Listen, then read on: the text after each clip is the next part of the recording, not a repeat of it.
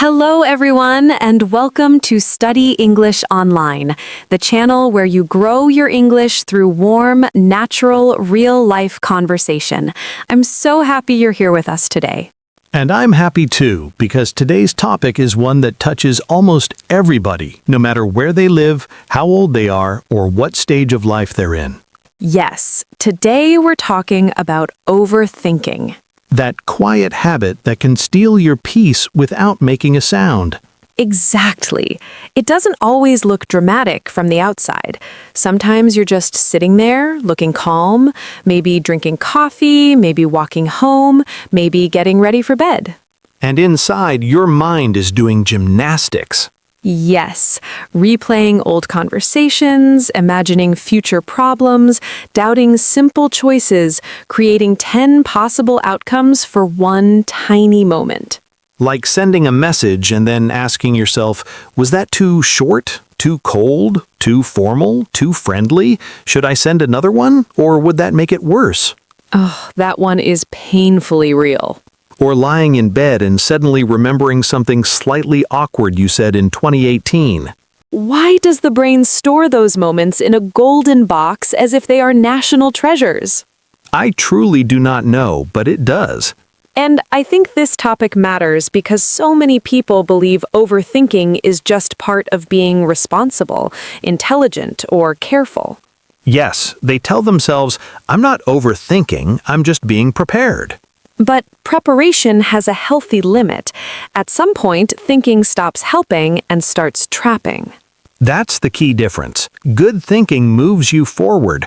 Overthinking keeps you in the same place while making you tired. Beautifully said.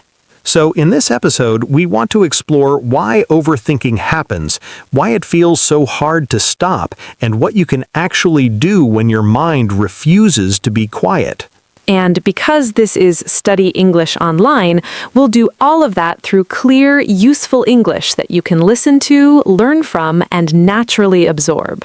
This episode is great for upper intermediate learners, around B1 to B2 level. But don't worry if you don't catch every word. Yes, you do not need perfect understanding to learn. Stay with the meaning. Follow the emotion. Let the English come to you little by little. And later in the episode, we'll slow down and look at some powerful expressions from today's conversation so you can use them in your own speaking. So if you enjoy learning English in a calm, human, thoughtful way, please subscribe to Study English Online and join us for more conversations like this. And now, let's begin with a simple truth. Overthinking usually does not begin because a person is weak. Yes, it often begins because a person cares. They care about doing the right thing, saying the right thing, avoiding mistakes, protecting relationships, making good choices, and staying safe. Exactly. Overthinking often wears the clothes of responsibility. That's such a good way to put it. It looks serious, it looks careful, it even feels productive at first.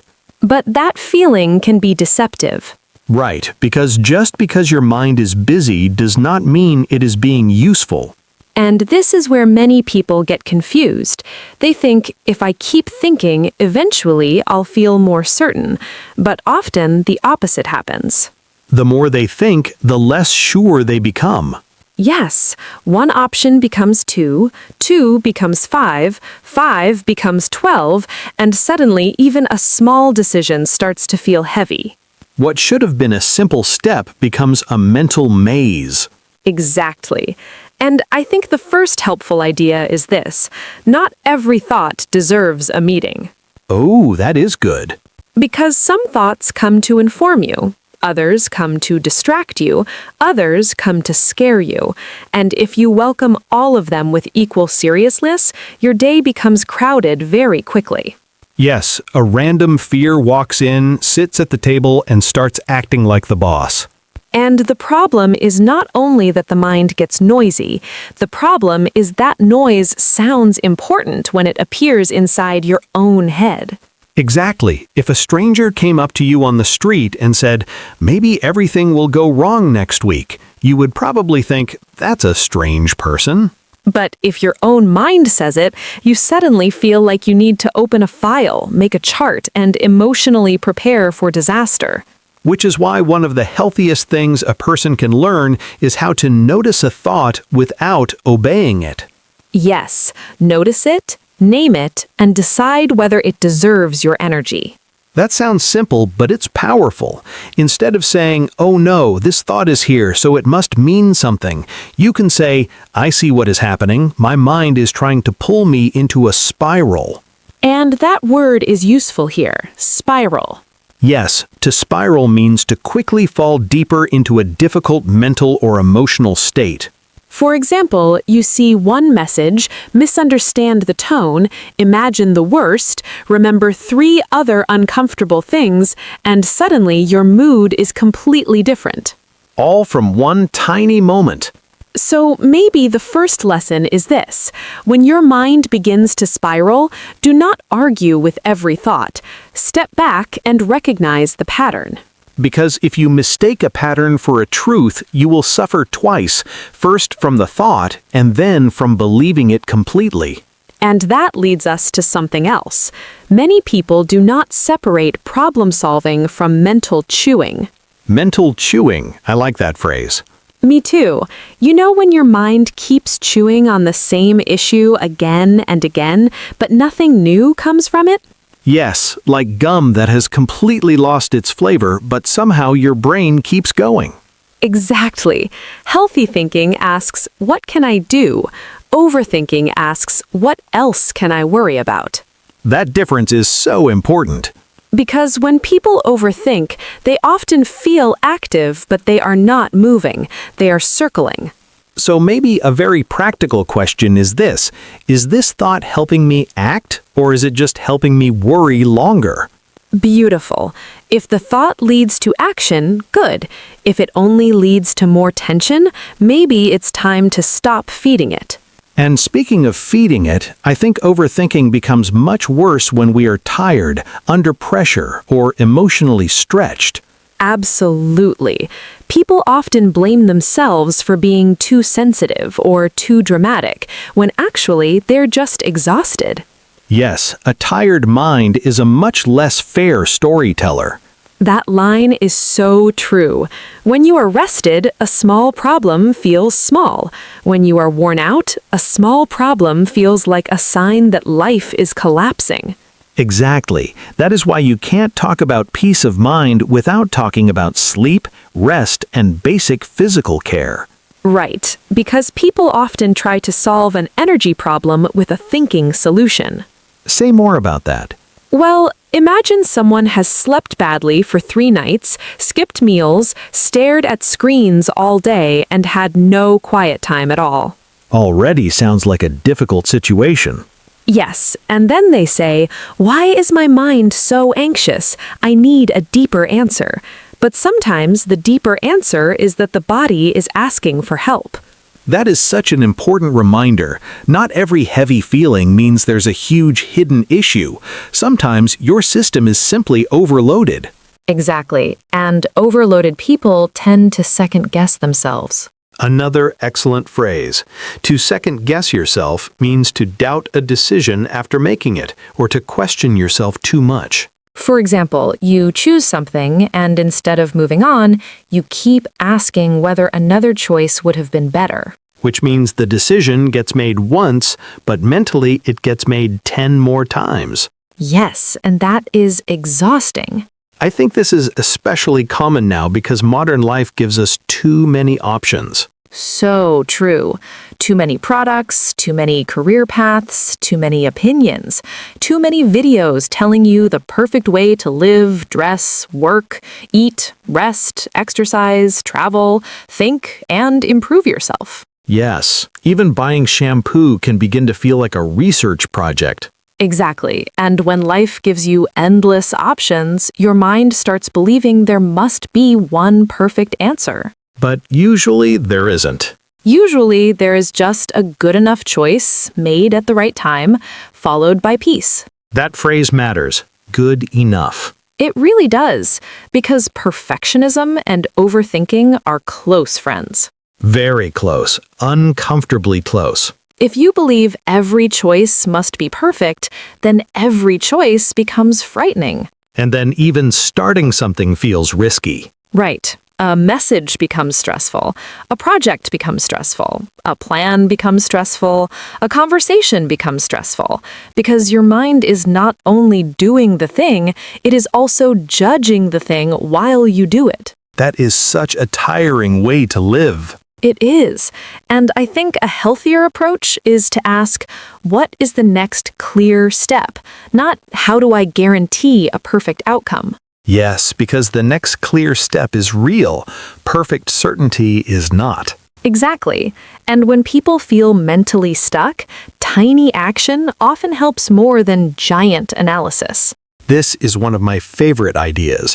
When the mind is spinning, do something small and concrete. Like replying to the email, Washing the cup, writing the first sentence, putting the clothes away, stepping outside for 10 minutes. drinking water before creating a philosophy of your sadness. That one should be on a wall somewhere. Because it's true. Sometimes we turn a temporary state into a dramatic identity too quickly. Yes, instead of saying, I am having a hard moment, we say, everything is wrong and always has been. The human mind can be very poetic when it is tired. Unfortunately, yes. So maybe another practical lesson is this: shrink the moment. I like that a lot. If your mind is making everything huge, bring it back down. Ask yourself, what is the actual problem in front of me right now? Not next month, not every possible future, not every emotional memory connected to this situation, just now. Exactly. Because overthinking loves to expand. It takes one question and turns it into a life review. Exactly. So when your mind expands the fear, you can reduce the frame. What do I know? What do I need? What can I do today? And sometimes the answer is surprisingly small. It often is. A conversation, a deadline, a short message, a decision that needs 20 minutes, not 20 hours. I think this also connects to another problem. People carry too many open loops. Yes, unfinished things living in the background. A form to fill out, a call to return, a drawer to organize, a bill to check, a note to send, a decision to make.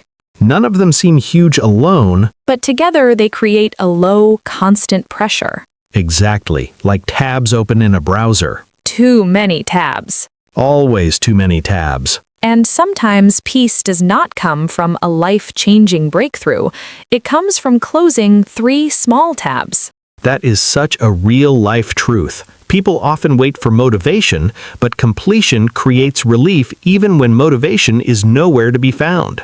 Yes, and that is where another helpful expression comes in: follow through. To follow through means to complete something after beginning it or promising it.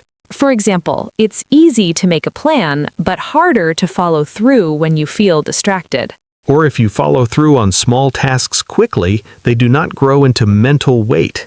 And I think one reason small tasks become stressful is that we attach emotion to them. Yes, the task itself is small, but the feeling around it becomes big. A 2-minute email starts to feel like a personal test. A basic appointment feels like a mountain.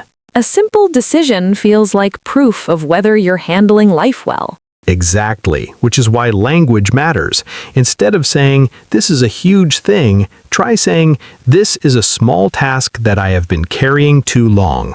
That shift is powerful because it returns the task to its real size.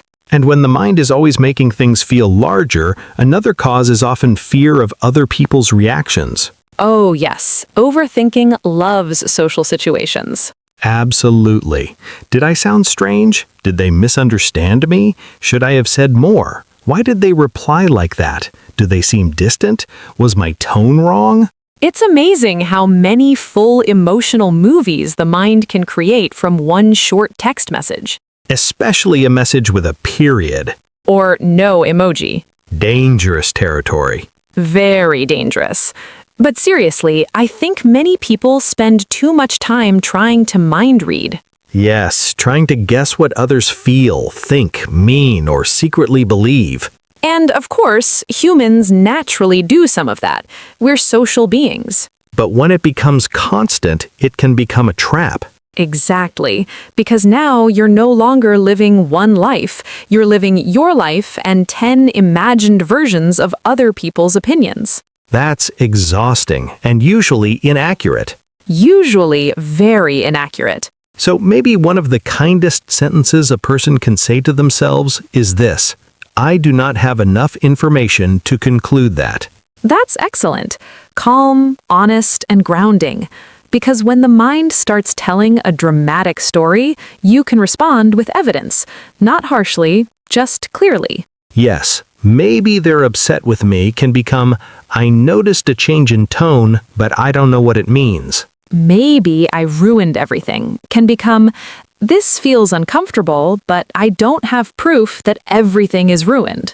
And sometimes that small gap between feeling and conclusion saves so much peace. It really does, because feelings are real, but they're not always reliable reporters. Beautifully said again. Thank you. I'm having a strong language day. We love that for you. Another thing that helps with overthinking is giving the mind a place to land. Yes, the mind struggles more when life has no rhythm. Exactly.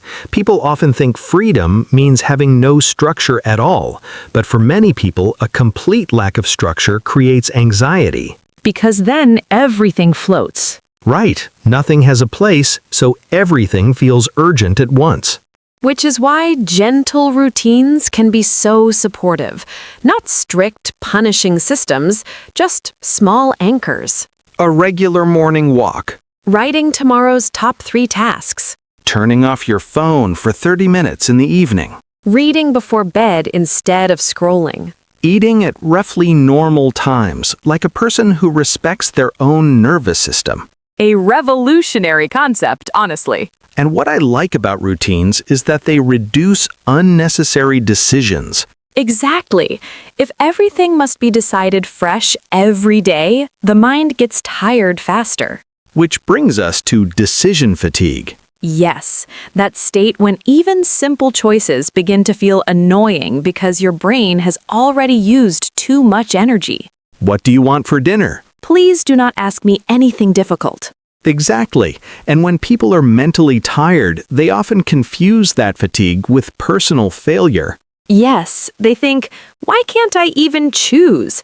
But sometimes it's not character, it's depletion. That is such an important distinction. So maybe one practical strategy is to simplify what can be simplified. Fewer pointless choices. Fewer digital distractions. Fewer moments where your mind gets pulled into 10 directions for no good reason. Because calm is not always created by adding something new. Sometimes it is created by removing what drains you. And that word is helpful too. Drain. To drain you means to take away your energy, strength, or emotional freshness. For example, certain conversations drain you. Constant notifications drain you. Cluttered spaces can drain you. Unclear plans can drain you.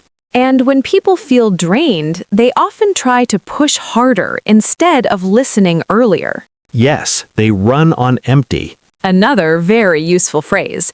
To run on empty means to continue functioning when you have almost no energy left. For example, after a busy week, many people are running on empty by Friday evening. Or if you ignore your need for rest too long, you start running on empty without realizing it. And when you run on empty, your mind becomes more negative, more reactive, and more dramatic. Which means overthinking grows faster. Exactly. So rest is not a reward for finishing everything. Sometimes rest is the thing that allows clear thinking to return. That is such an important mindset shift. I also think people need to be careful with advice culture. Oh yes, because now, if you have a problem, the internet is always ready to give you 17 opinions, 12 routines, 6 warning signs, 9 habits of successful people, and 1 person telling you to wake up at 4:43 a.m. Very specific, very confident, and somehow always holding iced coffee. Exactly. But too much advice can create more noise, not more clarity. Yes, because now you are not only carrying your own thoughts, you are carrying borrowed thoughts from 50 strangers.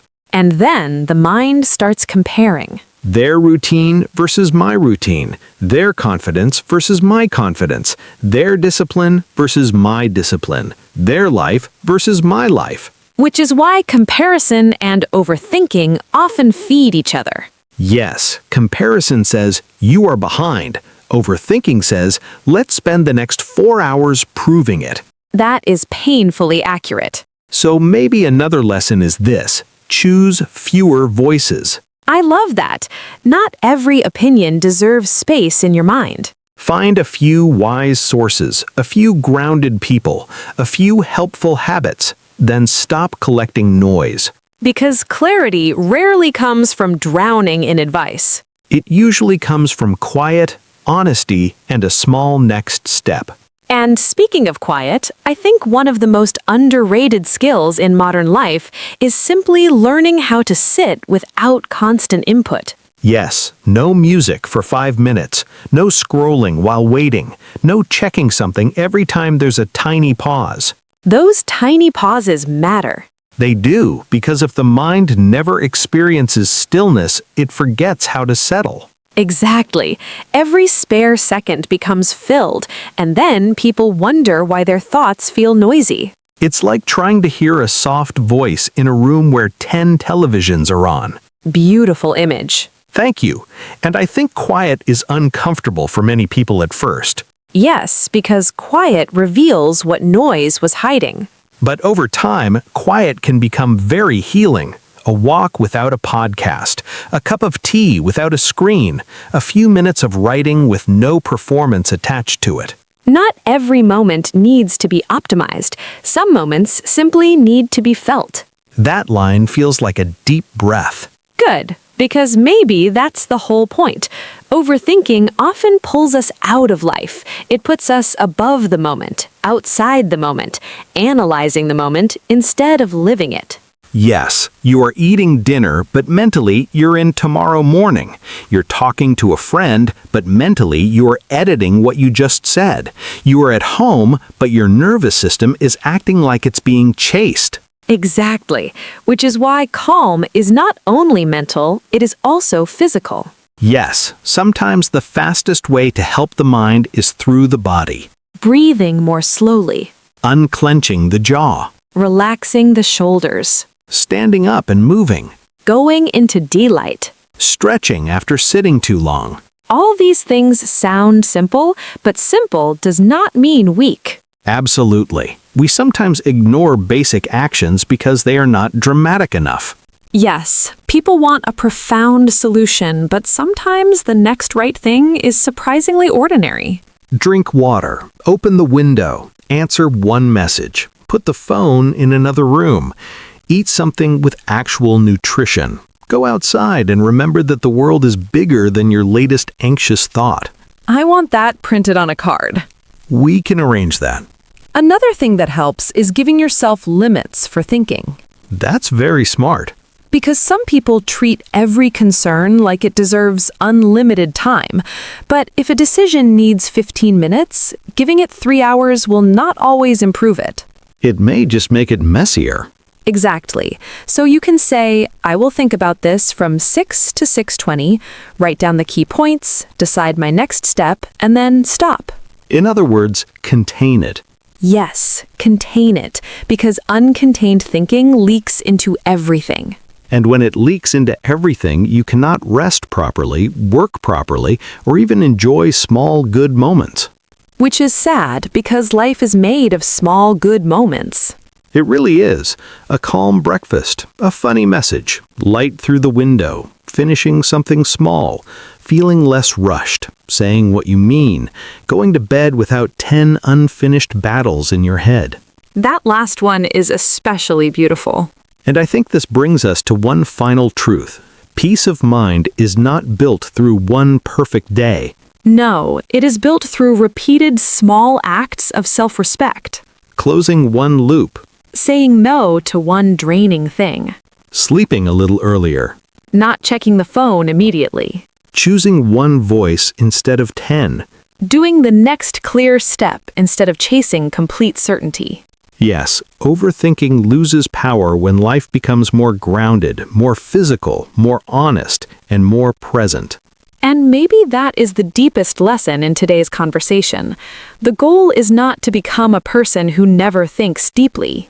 Not at all. Thinking deeply can be beautiful. The goal is to think in a way that supports life, not in a way that steals it.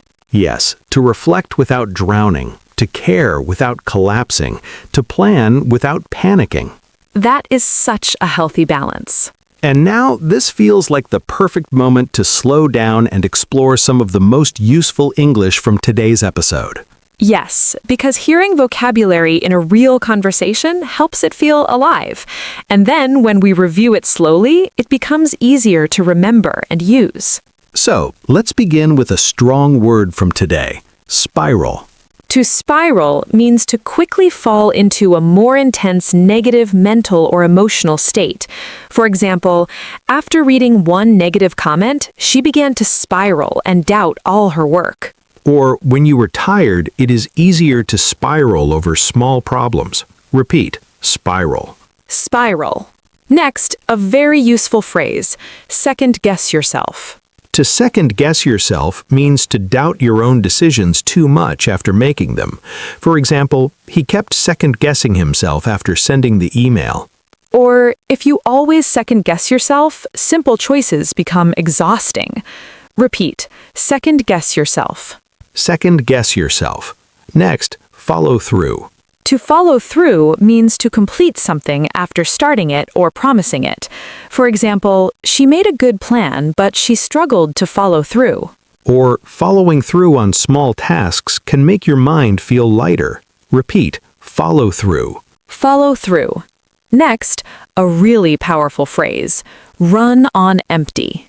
If you run on empty, you keep going even though you have almost no energy left. For example, by the end of the week, he was running on empty. Or, when you run on empty for too long, your mind becomes less clear. Repeat, run on empty. Run on empty. Next, drain. If something drains you, it takes away your energy or emotional strength. For example, constant notifications drain her attention. Or, unclear expectations can drain people more than hard work. Repeat, drain. Drain. Next, open loop. An open loop is something unfinished that keeps taking up mental space. For example, that unpaid bill became an open loop in his mind. Or, too many open loops can make it hard to relax. Repeat, open loop. Open loop. Next, good enough. Good enough means acceptable and sufficient, even if not perfect. For example, she stopped chasing the perfect plan and chose a good enough one. Or, a good enough decision made on time is often better than a perfect decision made too late. Repeat, good enough. Good enough. Next, contain. To contain something means to keep it within limits so it doesn't spread everywhere. For example, he contained his worry by setting aside 15 minutes to think and write. Or, if you do not contain your stress, it can spill into the whole day. Repeat, contain. Contain. Next, mind read. To mind read means to assume you know what other people are thinking, usually without enough evidence. For example, she started mind reading after the short reply and assumed her friend was upset. Or, mind reading often creates problems that are not real. Repeat, mind read. Mind read. And finally, a beautiful phrase from today: give the mind a place to land. This means to create calm, structure, or stability so your thoughts don't keep floating everywhere. For example, a simple evening routine gave his mind a place to land. Or, when life has no rhythm, the mind struggles to land. Repeat, give the mind a place to land. Give the mind a place to land. These are not just useful English expressions, they are real-life expressions for real inner experiences. Yes, and that matters because language becomes more powerful when it helps you explain your actual life. So don't pressure yourself to memorize everything today. Just choose 2 or 3 expressions that stayed with you. Maybe spiral, Maybe second guess yourself. maybe run on empty. Maybe good enough. Use them in your own sentences this week. That's how English becomes natural. Not through panic, not through force, through repeated, meaningful use. And before we finish, let's come back to the heart of today's conversation. Overthinking is not always a sign that something is deeply wrong with you. Sometimes it's a sign that you care, that you're tired, that you're overloaded, or that your mind has gone too long without rest, clarity, and honest limits. Yes, and real change doesn't always begin with a dramatic life reset. Sometimes it begins with one calmer evening, One finished task. one less voice in your head, One walk without your phone. one decision you stop reopening. One moment where you say, this thought is loud, but it is not in charge. That is such a strong sentence to carry with you. I think so too. So, if this episode helped you, we would love to hear from you in the comments. What makes you overthink the most? Is it work? Relationships? The future? Small daily decisions? Or maybe your mind gets loudest at night. You can keep your answers short and simple, or share a little of your story. And if this conversation gave you something useful, please like the video, subscribe to Study English Online, and share it with someone who might need a calmer voice today. Keep listening, keep learning, and keep trusting that progress in English, just like peace of mind, often grows quietly, Little by little. day by day. This is Study English Online. And we'll see you in the next conversation. Bye, everyone. Bye!